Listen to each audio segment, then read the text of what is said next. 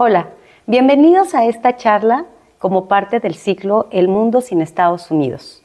¿Cómo entender el escenario internacional hoy? En esta ocasión nos acompaña la profesora Vigilia Jureite, que está visitándonos de la Universidad Vytautas Magnus de Lituania. Ella nos hablará hoy de la importancia de los países bálticos en este contexto internacional ante la llegada de Trump y las tensiones que han surgido en dos temas importantes. Primero, por supuesto, en el tema de Ucrania, pero también en el tema de la guerra comercial con Europa, con la Unión Europea específicamente. Bienvenida. Gracias. Muchísimas gracias por aceptar tener esta plática con nosotros y contarnos pues un poco de cómo está viviendo esta región del mundo, no solo Europa, sino los países bálticos, cómo están viviendo la llegada del presidente Trump en su segundo mandato. Quisiera preguntarte para comenzar, quisiera pedirte que nos des un panorama histórico de las relaciones de los países bálticos con Estados Unidos, desde la perspectiva histórica. ¿Cuál ha sido la importancia de estos tres países en relación con Estados Unidos, tanto en el contexto de la Guerra Fría como posterior a la Guerra Fría? Pues Lituania, como otros países bálticos, tenemos que tener en cuenta el contexto que tenemos y nuestra historia tan complicada. Pues cualquier apoyo, la verdad es que es muy importante y siempre era importante, y claro, tener apoyo y amistad con un superpoder que es Estados Unidos siempre ha sido muy, muy importante para Lituania y otros países bálticos. Estados Unidos apoyó nuestra decisión de formar parte de la OTAN y también de la Unión Europea en su momento. Y era muy importante. Desde entonces tenemos las bases de la OTAN en todos los tres países bálticos, y para asegurar nuestra seguridad esto es muy importante y siempre ha sido importante. Y hubo un momento cuando el presidente Bush visitó Lituania y dijo que los enemigos de Lituania son enemigos de Estados Unidos, y desde entonces contamos con este apoyo, con esta amistad. Y claro, ahora el panorama cambia un poco y ya no nos sentimos tan seguros, pero tampoco puedo decir que tendríamos una relación mala con Estados Unidos. Todavía tenemos sus bases de la OTAN, y su presencia es muy importante porque Lituania geográficamente está como otros países bálticos, como de la OTAN, ¿no? Más cerca de Rusia, y como tenemos el camino directo, ¿no? Lituania-Rusia, por esta pequeña región de Kaliningrad, son fronteras directas. Así que desde 2014, con la situación en Ucrania, desde entonces sí que siempre tenemos presencia de Estados Unidos como parte de las bases de OTAN en nuestros países, y siempre ha sido muy importante. ¿Cuáles han sido las relaciones de Lituania y de los otros dos países bálticos con Rusia después del fin de la Guerra Fría, digamos, en ese contexto? Bueno, la relación con Rusia siempre ha sido algo complicado. No podemos hablar de amistades, pero sí es verdad que en los años 2000 más o menos siempre teníamos como relaciones comerciales y algo así. Pero como también es verdad que en Lituania se enseñaba el ruso en las escuelas. También hay muchas generaciones, como generaciones de mis padres o de mis abuelos, que todavía hablan el ruso, leen las noticias en ruso. Algunos no saben inglés, pero su primera lengua extranjera es el ruso. Entonces esta relación que no es amistad, pero tampoco enemistad, como siempre existía. Y claro, en los últimos años, sobre todo con la guerra en Ucrania, ahora podemos decir que ya no hay nada. Allí no quedan ni cooperación, ni relaciones comerciales, no queda básicamente nada. Todo esto se terminó. ¿Cómo fue la transición de Lituania para entrar a la OTAN, a la Organización del Tratado Atlántico Norte y a la Unión Europea. Esa transición, ¿cómo se da para, digamos, pasar de ser un país perteneciente a la Unión Soviética a pues, estar del lado del Club de los Países Occidentales Europeos? Bueno, Lituania cuando salió de la Unión Soviética, los años 90 eran muy complicados. Faltaba todo y creo que éramos uno de los países pobres de Europa. Y lo que se logró para entrar a la OTAN y luego a la Unión Europea, yo creo que es una historia de éxito, porque entrar a estas organizaciones había que tener cierto nivel económico primero, también para la Unión Europea ciertos valores, ¿no? Y en general tener esta vista ya europea, nada soviético, ¿sí? Dejarlo en el pasado y poder alcanzar este nivel de vida también, que podemos decir que ahora ya estamos casi a nivel de países escandinavos y que pensando que todo esto pasó solo en 30 años, es mucho avance, ¿sí? Y creo que tanto nuestros políticos como nuestras organizaciones han hecho todo lo posible para lograr todo esto, pero también la gente, nuestra sociedad, cómo ha podido cambiar, ¿no? Toda esta vista y dejar atrás lo que teníamos antes, dejar lo que nos intentaron obligar a pensar la Unión Soviética, dejar todo esto atrás y aceptar los valores europeos. Las bases militares que están en Lituania y en los países bálticos son bases militares que pertenecen a la OTAN y hay bases concretamente de Estados Unidos. Sí. Sí, siempre en los países bálticos hay la presencia de Estados Unidos en las bases de la OTAN. También vienen países diferentes, ¿no? También España, Alemania, y cambia. Hay algún sistema para esto, pero siempre están presentes. La relevancia geopolítica de los países bálticos, como tú ya has mencionado, es sin duda pues, su cercanía con Rusia. Y durante mucho tiempo sirvió como de una especie de colchón, digamos, entre Europa occidental y la Unión Soviética, después Rusia, ¿no? Y esto pues en el contexto de un conflicto, por lo menos tensiones muy vívidas entre la Unión Soviética y Estados Unidos. Sin embargo, uno de los cambios más significativos que hemos visto con el presidente Trump es sin duda su cercanía con Putin. Entonces, eso mueve un poco las piezas de la geopolítica regional, pero también sin duda la geopolítica mundial. ¿Qué representa para Lituania y los otros países bálticos esta cercanía del presidente Trump con el presidente Vladimir Putin? Es una gran confusión, podemos decir, que tu enemigo número uno y tu amigo también de los primeros ahora son amigos. Como de repente, claro, es una llamada para despertarse en todos los países de Europa, ¿no? Porque si el presidente Trump se acerca a Putin, pues se aleja de nosotros entonces. Y claro, estamos preocupados. Nuestra ministra de Defensa en Lituania dice que de momento no hay guerra, pero tenemos que estar preparados. Y lo que estamos haciendo ahora es prepararse, todos los posibles escenarios y que no queden en el papel, ¿no? Que hay que probar cómo funciona, protección de fronteras y muchas más cosas. Y así estar preparados para lo que puede venir. Y de momento creo que más que antes hay mucha preocupación en la sociedad. Lituania ha incrementado su gasto en seguridad y defensa como porcentaje de su Producto Interno Bruto. ¿Qué nos puedes decir de esto? Pues hasta ahora Lituania dedicaba 3% del PIB a la defensa y tampoco es poco para un país tan pequeño como Lituania, pero nuestro presidente prometió que desde el año que viene vamos a dedicar 6% total, sí, doble,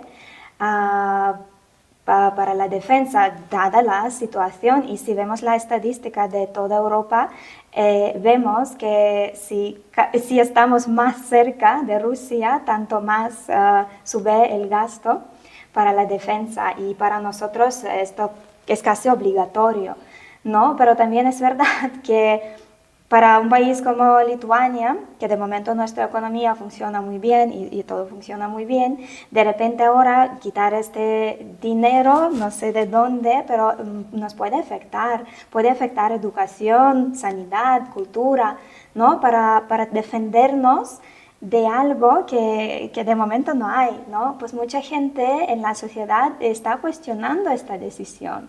Como algunos sí que apoyan y que es necesario, pero también hay los que dicen que si Rusia quiere, está al lado, ¿no? Entra en 3 segundos. Y nosotros quedamos sin cosas tan necesarias, ¿no? Como por ejemplo los fondos para salud, ¿no? Para educación y todo esto. Pues es una cuestión de momento un poco en duda, pero sí, está prometido y desde el año que viene van a ser 6%. Lituania y Ucrania tienen vínculos y una historia quizá en común y también vínculos importantes, ¿no? Cuando yo estuve en Lituania, que era pues recién había estallado la guerra, me sorprendió mucho ver la manera en que Lituania se estaba viviendo la guerra en Ucrania. ¿Cuántos aproximadamente refugiados tiene Lituania de Ucrania, y cuál ha sido la postura, tanto la oficial del gobierno como de las personas? Porque eso fue algo que a mí me sorprendió mucho. Las personas eran quienes estaban volcadas en la calle con banderas ucranianas en sus casas, todos los negocios, etcétera, etcétera. O sea, como que había un apoyo importante. Entonces, ¿cuáles han sido tanto la postura oficial como la de la gente frente a la guerra en Ucrania? Pues creo que se puede decir que hemos vivido y todavía vivimos la guerra en Ucrania en primera persona. Nunca olvidaré esta noche cuando empezó todo. Creo que nadie en Lituania dormía y nos levantamos con la guerra abierta en Europa. Y claro, la única idea que podíamos tener en aquel momento que vamos a hacer lo siguiente. Siempre vivíamos, desde que yo nací, por ejemplo, que nací en Lituania libre, siempre vivíamos con esta amenaza, que algún día puede pasar. Y claro, cuando pasa en un país tan cercano como Ucrania, cercano no en geografía, pero en nuestra amistad que tenemos, y también es verdad que creo que lo que une más que nada es un enemigo en común, porque también es verdad que tenemos una muy buena relación con Georgia, que también está lejos, ¿no? Pero todos nos afecta lo mismo, un enemigo y una amenaza con la que vivimos todas nuestras vidas. Y esto afecta a todo, ¿no? Tanto salud mental de la gente, tanto nuestra economía y el bienestar del país, vivir así. Pues claro, con la situación en Ucrania lo vivimos en primera persona y desde el día 1 la idea era ayudar, apoyar, ayudar y hacerlo lo que podemos. Tanto los políticos tomó esta decisión como ayudar también con ayuda financiera, ¿no?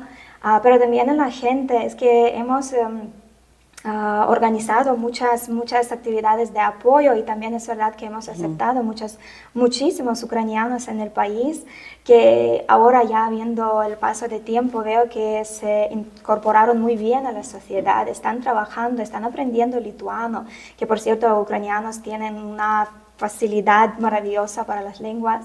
Y sí que ya en 2 años muchos han aprendido a hablar lituano.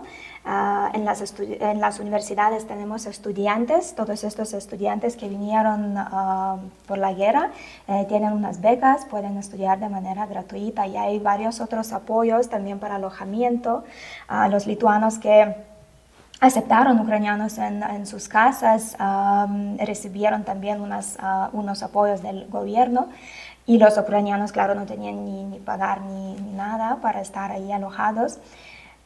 Pues varias cosas hicimos y muchas como simbólicas. Por ejemplo, hasta hoy en día, que hace unos días celebramos el Día de la Independencia en Lituania, pues lo que se puede ver en las ciudades lituanas, tanto banderas ucranianas como lituanas.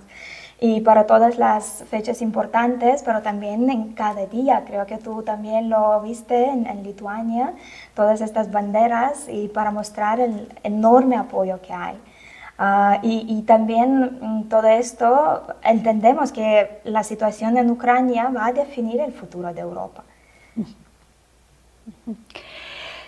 Una pregunta importante en el contexto de la llegada del presidente Trump en su segundo mandato es sin duda la vía para lograr la paz en Ucrania. ¿Cuáles tú crees que son los retos del plan de paz que propone Estados Unidos? Bueno, todas estas negociaciones que estamos observando nos lleva a reflexionar, ¿no? ¿Qué puede pasar en toda esta situación y probablemente cuál es el costo de la paz? Tanto el costo para Ucrania como el costo para Europa, ¿no? Para todos nosotros, para la Unión Europea. Creo que muchos de nosotros europeos estamos de acuerdo que Ucrania no debería perder ningún milímetro de su tierra, que es suya, y si esto empieza, si se aceptarán lo que están diciendo, ¿no? Que Ucrania debería entregar una parte suya a Rusia, pues otra vez llegamos a lo mismo. ¿Quién va a ser entonces el próximo? ¿No? Si Rusia puede venir a un país y sacar una parte y como si nada, entonces ¿cómo vamos a seguir viviendo en Europa? Como perdiendo nuestra tierra, ¿no? Como no vemos esta como una vía viable de ninguna manera de lo que están negociando ahora. El costo de la paz no debería ser como en pérdida de algo, porque creo que ya hemos perdido suficiente, perdido gente, ¿sí? Y bueno, en este caso tiene que haber otras maneras y tengamos fe, ¿sí? Que los presidentes, tanto Trump como Putin, que parece que se entienden entre ellos, que encontrarán una solución en la que Ucrania podría salir sin esta pérdida, ¿no? Que podría salir como ganando la democracia en este país, que lo que ellos intentan lograr con entrar a la Unión Europea o entrar a la OTAN. Esperamos que sea posible. Bueno, de hecho, una de las demandas en este paz de plan es que Ucrania renuncie a sus intenciones de entrar a la OTAN y que la OTAN pues acepte que no va a permitir el ingreso de Ucrania, ¿no? Bueno, también es un tema interesante. Todos sabemos que al presidente Putin no le gusta la idea tener un país de la OTAN tan al lado, pero también es verdad que nosotros sí estamos en la OTAN, los 3 países bálticos, y estamos al lado de Rusia. ¿Y qué? No ha pasado absolutamente nada, como si hablamos de la OTAN, ¿no? No hay ninguna provocación. El que trae problemas es siempre Rusia, ¿no? Entonces no veo por qué no, pero claro, me parece muy triste si Ucrania pierde también todo esto, porque en los últimos años, como incluso con la guerra, han avanzado en tantas cosas, como digo también, ha mostrado que sí que tiene valores europeos, que sí quiere formar parte y estar con nosotros en esta parte de Europa, y ahora perder esto también me parece demasiado. Quisiera preguntarte, más allá del contenido y de las propuestas concretas del plan de paz del presidente Trump, también ha marcado diferencias muy importantes en la forma de negociar y en la forma de avanzar, digamos, estas propuestas, ¿no? Y eso ha reducido los márgenes de acción para Ucrania e incluso para la Unión Europea, ¿no? ¿Qué piensas de esta forma de negociar de la Casa Blanca, de negociar una paz que dista mucho de otro tipo de negociaciones, incluso en Medio Oriente, ¿no? y de procesos de paz que han sido largos y efectivamente quizá poco productivos, pero esta forma que es más bien una imposición de la paz, qué piensas de ella y cuál crees que puede ser el efecto mayor para la Unión Europea? Bueno, esta forma de negociar, además, cuando no se incluyen varias veces una parte, y hablo de Ucrania, ¿no? Hablar solo con Putin, hablar solo con sus representantes, a mí me parece muy, muy raro comportarse así. Incluso la situación en la Casa Blanca con el presidente de Ucrania es una vergüenza, pero vergüenza para Estados Unidos.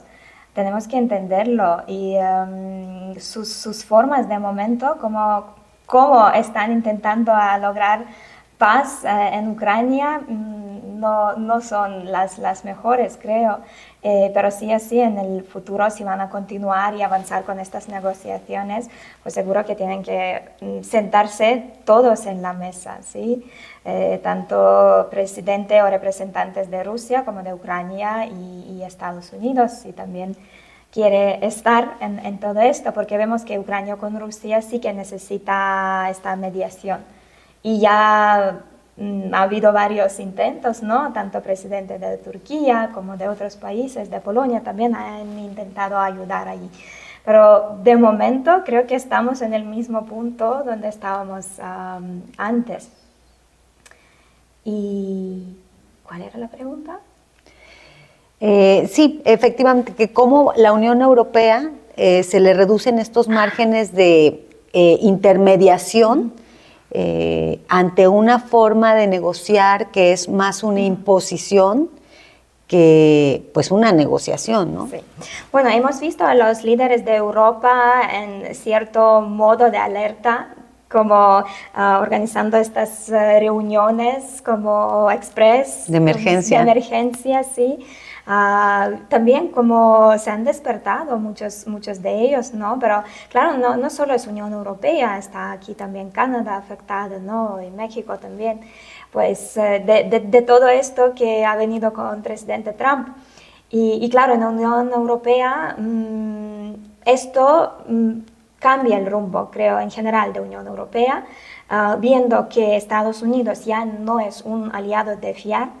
Tienen que cambiar las maneras, ¿no? de protegernos y de también asegurar esta paz y seguridad que tenemos en la región. Esto ya ha cambiado y ahora la Unión Europea tanto está viendo cómo ayudar de manera financiera a Ucrania y cómo también protegernos a nosotros. Es un doble reto en este caso para la Unión. Sí, porque de hecho todos los países de la Unión subirán sus gastos de defensa de manera importante. Entonces, pues un poco en la misma lógica que la Guerra Fría, ¿no? Sí. ¿Te parece familiar esta forma de actuación en el mundo? Creo que sí, sobre todo que Estados Unidos, que está mostrando ahora una cara que igual nos parece desconocida, pero también viendo antecedentes anteriores, sí que pasa de todo. Y comparando con la Guerra Fría, sí que creo que hay ciertos momentos, ¿no? que coincidimos. Y siempre pasa esto, ¿no? Que historia como es que se repite, ¿no? Un círculo y otra vez estamos aquí.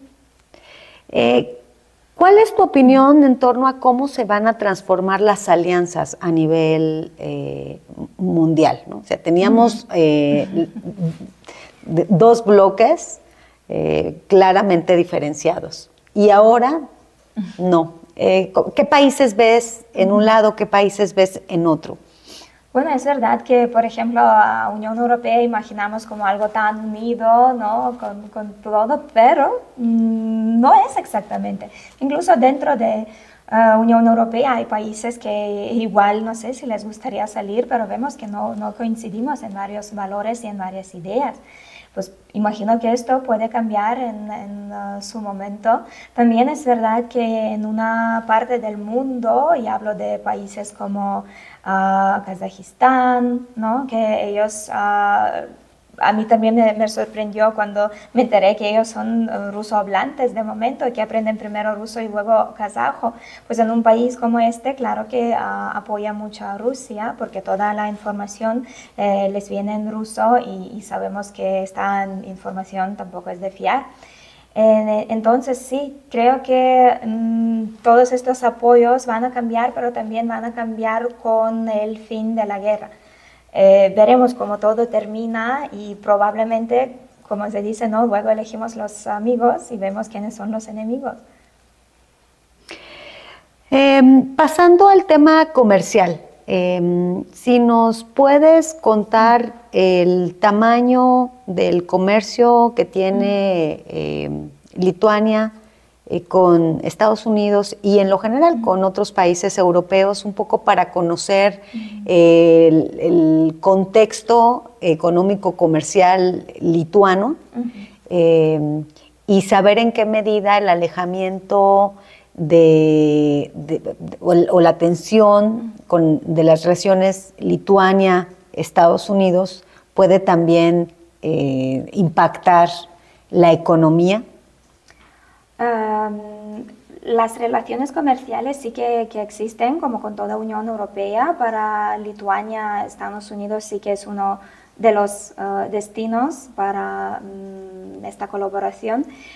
Pero si nos afecta, afecta a todos, como a toda la Unión Europea en este caso, las decisiones del presidente Trump. Y Unión Europea funciona así, ¿no? Como que si nos afecta a todos, pues afecta también la economía de todos. Y veremos qué pasará con esto, pero creo, y sí, la Unión Europea es así, que tenemos ciertos fondos, ¿no? Para recuperar lo que se pierde, ¿no? En este caso, que se va a perder en las relaciones comerciales con los Estados Unidos. Pues de alguna manera, y sabiendo cómo es la economía de Estados Unidos, bueno, al menos un país tan pequeño como Lituania no creo que afectará tanto. Y luego ya se han empezado a hablar de otros países para colaborar, como países de Asia, por ejemplo. Igual está China. Como el comercio no es solo con Estados Unidos, no significa que va a parar todo y que no vamos ni a vender ni comprar. Existen otros países, otras amistades también, y bueno, creo y quiero creer que se puede sobrevivir con toda esta situación y también que Estados Unidos en algún momento también cambiará de idea, ¿no? Y de presidente en 4 años. ¿Cuántos habitantes tiene Lituania?